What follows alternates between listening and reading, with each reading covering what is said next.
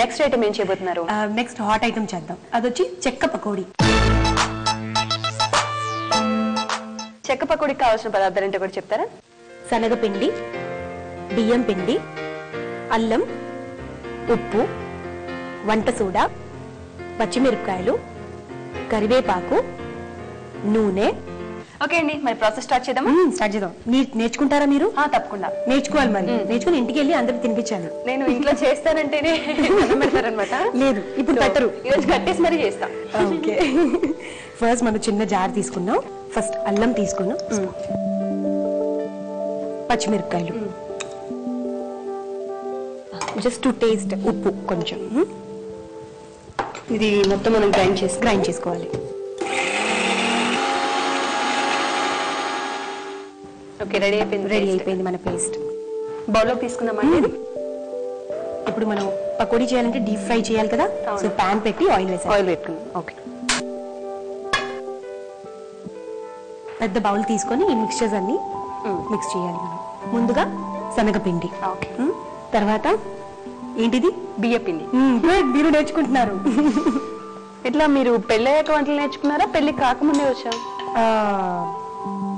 తర్వాతే నేర్చుకున్నాను. అంటే అవసరం అనేది అప్పుడే కదా స్టార్ట్ అవుతుంది. ఇదేం చెప్పండి మరి ఎలా? మీకు వంటలు ఎక్స్పర్ట్ కాదు కదా. Baking soda. ఓకే, సో ఎక్కువ యూజ్ చేయకూడదు, ½ టీ స్పూన్. అండ్ సోడా ఉప్పు అని కూడా అంటుంటారు కదా. రైట్, ఇప్పుడు వచ్చారు, ఇప్పుడు తెలిసింది మీకు. అండ్ ఇప్పుడే దారిలో పడ్డాను. సాల్ట్. ఓకే, కరివేపాకు ఆల్రెడీ మనం చిన్న చిన్న పీసెస్ గా కట్ చేసి ఉంచాం.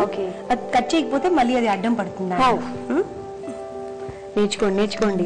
వంటలో ఇటువంటి టెక్నిక్స్ చాలా ఇంపార్టెంట్. సో ఆల్రెడీ మనం పేస్ట్ చేసి ఉంచాం కదా, పచ్చిమిరపకాయలు, అల్లం, కొంచెం సాల్ట్.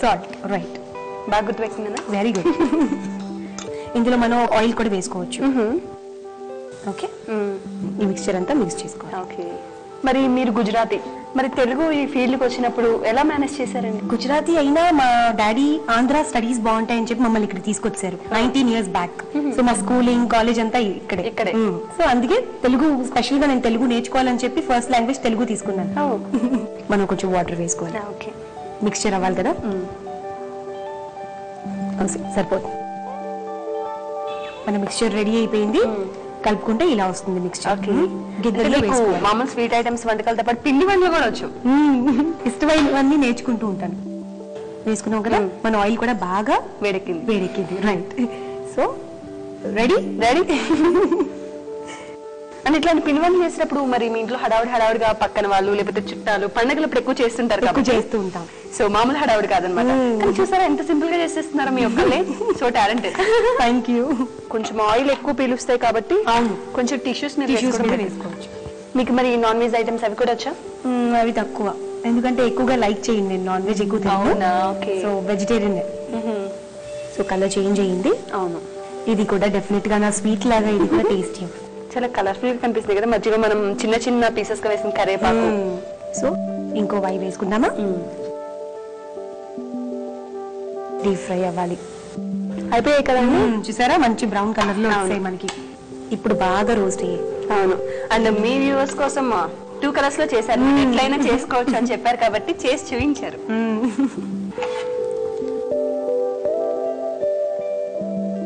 మన చెక్క పకోడీ రెడీ.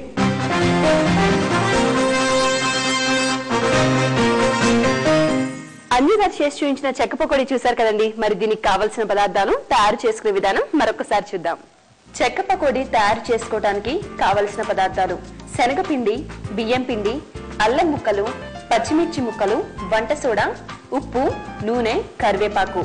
చెక్క పకోడీ తయారు చేసుకునే విధానం: ముందుగా మిక్సీ జార్లో అల్లం ముక్కలు, పచ్చిమిర్చి ముక్కలు, తగినంత ఉప్పు వేసి గ్రైండ్ చేసి కప్పులోకి తీసుకొని పక్కన ఉంచుకోవాలి. ఇప్పుడు ఒక బౌల్లో 1 కప్పు శనగపిండి, 1 కప్పు బియ్యం పిండి, ½ స్పూన్ వంట సోడా, తగినంత ఉప్పు, కరివేపాకు, ముందుగా గ్రైండ్ చేసుకున్న అల్లం పచ్చిమిర్చి పేస్ట్, కొద్దిగా వేడి చేసిన నూనె వేసి కలపాలి. ఆ తర్వాత స్టవ్ మీద మరొక పాన్ పెట్టి డీప్ ఫ్రై కి సరిపడినంత ఆయిల్ వేసి బాగా కాగనివ్వాలి. ఆ మిశ్రమాన్ని చక్రాల గిద్దెలోకి తీసుకొని వేడైన నూనెలో పకోడీలా వేయాలి. అంతే, ఎంతో రుచికరమైన చెక్క పకోడీ తినడానికి రెడీ.